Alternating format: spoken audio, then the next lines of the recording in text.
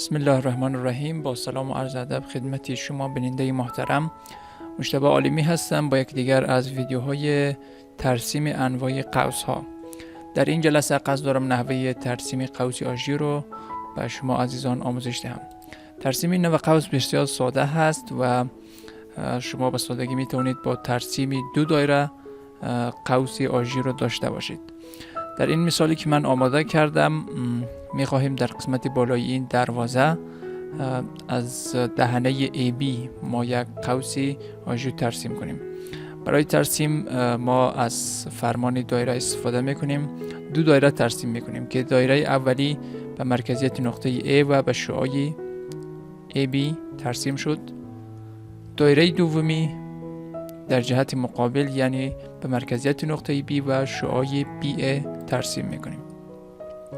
دو دایره ترسیم شد و ترسیمات ما کامل شده هست. این قسمت را که میبینید عبارت از قوس آژیر هست.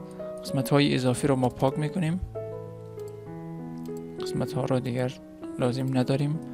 به همین سادگی قوس آژیر را ما توانستیم ترسیم کنیم. خب به خاطر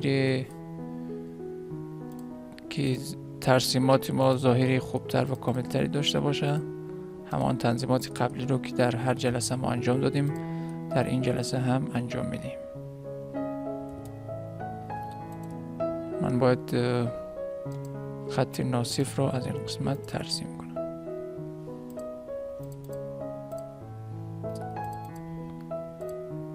اینجا و اینجا این خط ناصف دهنه AB هست.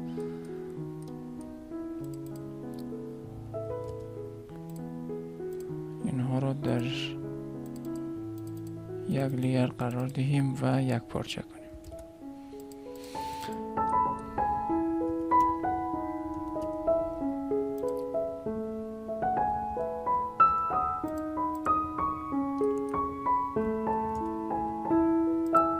از این نوع خط در این قسمت استفاده کنیم. اینجا رو هم از این قسمت بالای قوس را ترسیم کنیم تا قسمت های مختلف قوس برای ما مشخص تر باشد.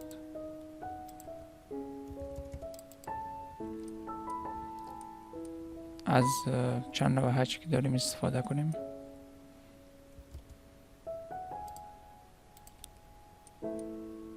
قسمت داخل قوس، ناحیه بالایی و قسمت هایی که ما دیوار داریم.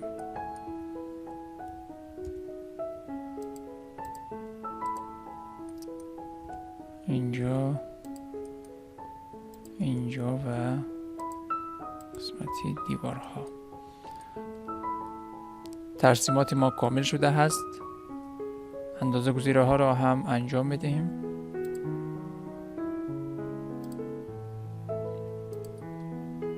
ناحیه بالایی البته خوب هست این قسمت رو هم بگیریم. اندازه ها به این خاطر است که ما بفهمیم اگر ما یک دروازه یا یک دهنه 1 متری داشته باشیم و ارتفاعی مثلا 1 متر و 80 سانتی، ما چی فضای قسمتی بالایی نیاز داریم. اندازه ها به این خاطر من استفاده کردم.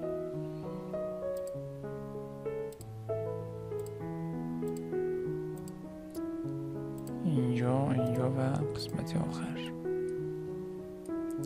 بله، ترسیم ما کامل شد. تشکر از اینکه توی لحظه همراه ما بودید. از صبر و حوصله‌مندی تان تشکر. خدا نگهدار.